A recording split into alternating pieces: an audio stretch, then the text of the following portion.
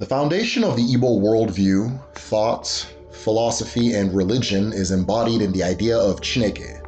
In this video, I want to discuss Chineke in Igbo philosophy, share a story that'll give insights to the meaning of the word, and introduce you, or hopefully introduce you, to a unique and thought-worthy perspective on God as a concept.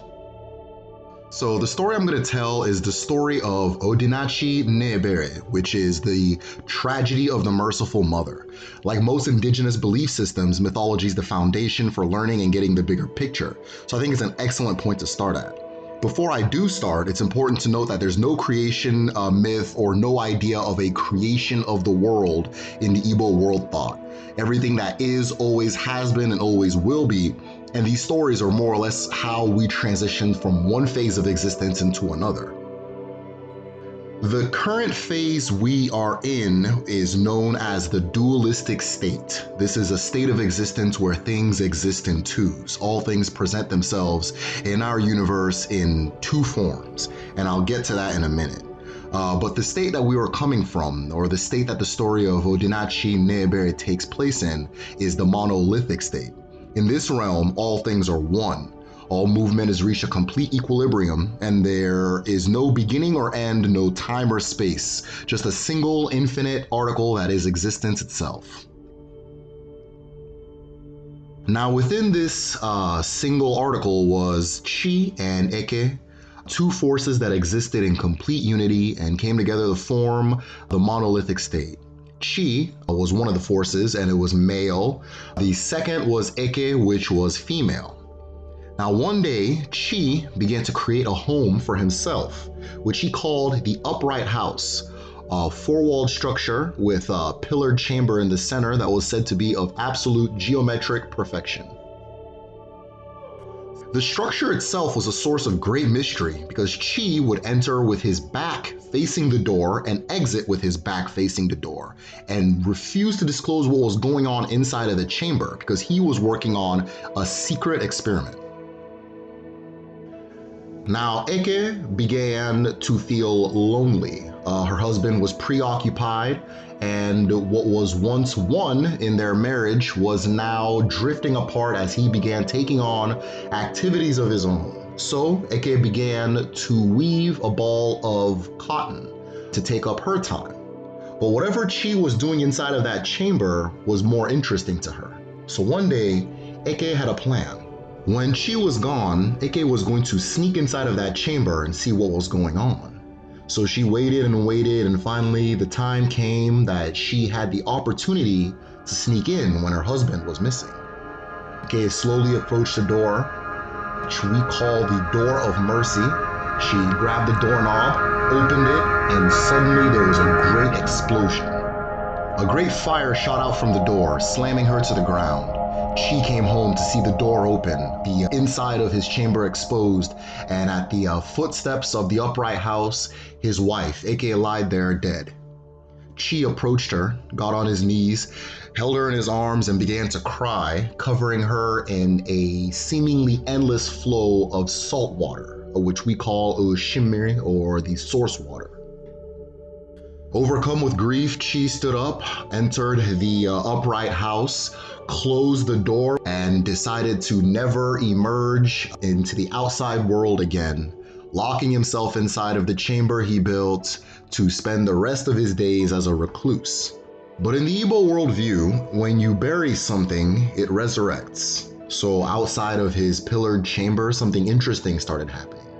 Eke, his wife that had passed away from the great explosion, slowly began resurrecting as Allah, what we call the earth itself, buried in his funeral shroud of tears. And from her, a lot of what we call the universe would come together and rise out of her resurrection. The sun, the moon, the stars, and all the other components of our universe, each of them having their own unique story that I'll probably explore in a different video. And while this universe was created, Chi plays an active role by initiating many of the processes that got things started and got things going. But again, that's for another video. The story is extremely coded, but what's most important is trying to figure out what it all means or what it all alludes to, because this story itself holds the answer to everything foundational in Igbo cosmology.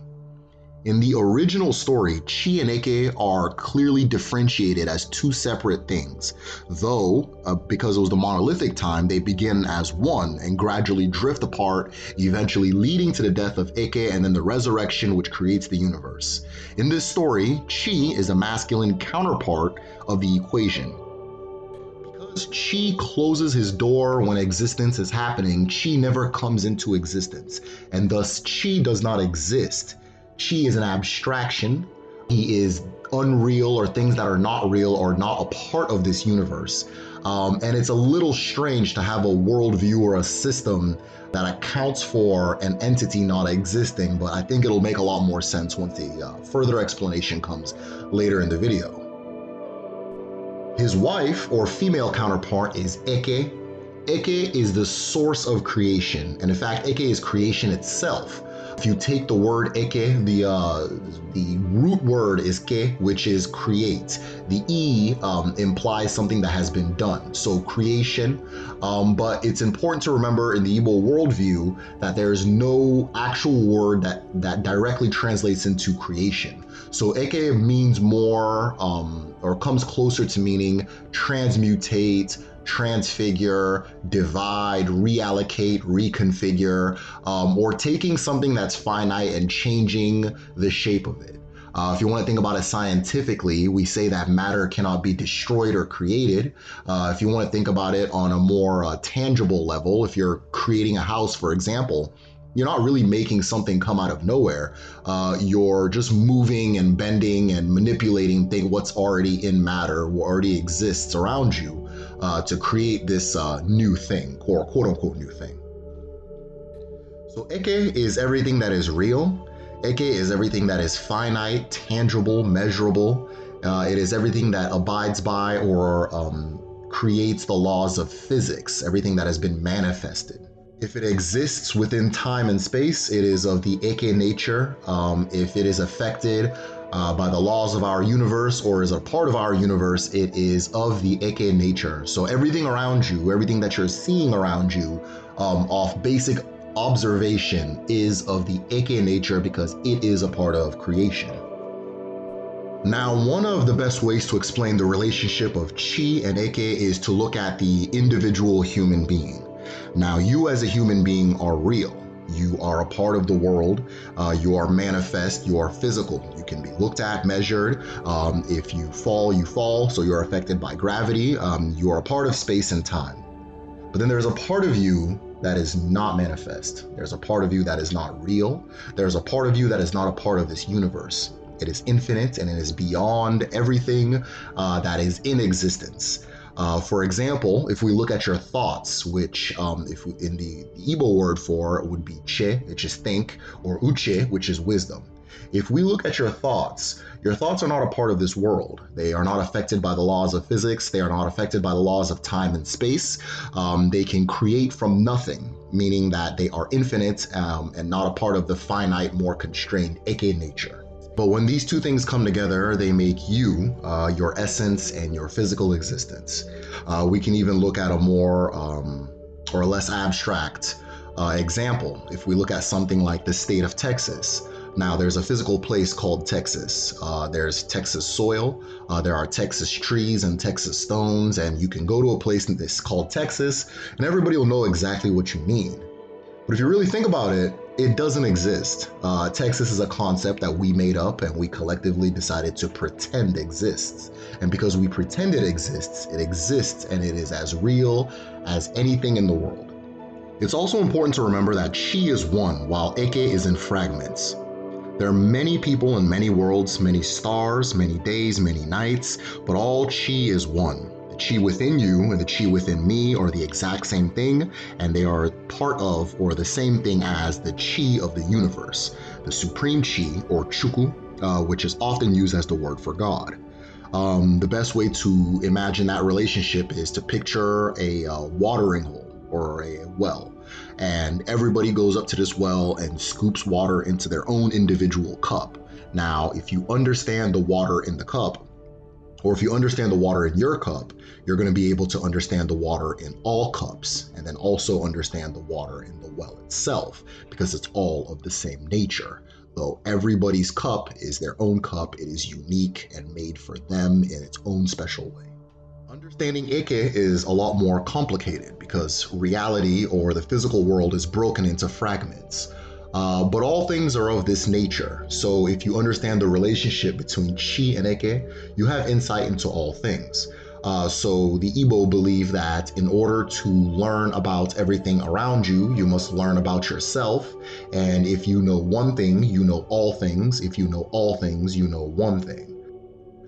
Beyond our relationship with Chi, the connection between human and Eke is what makes the Igbo worldview most unique. Because Chi and Eke are two equal parts of a whole, in Igbo thought we treat creation with the same reverence we would treat the creator. For example, we're grateful to God for providing life, but we're also grateful to the sun, the earth, the waters, and both of our parents for doing the same. We seek God when we are ill, but we also seek medicine, and we are grateful to God, as well as the trees, plants, and minerals and earth necessary to bring that medicine forward. So that's really it in the most general and hopefully simple explanation possible. I'd like to go further in depth and explore other concepts, so let me know what you think and what you want to hear. I have ideas for videos on reincarnation, communicating with ancestors, and explaining the meaning behind the different arushi, masquerades, and elements of Igbo culture and cosmology. Like, comment, and subscribe if you want to see more, and let me know what you want to see next. Thanks for listening.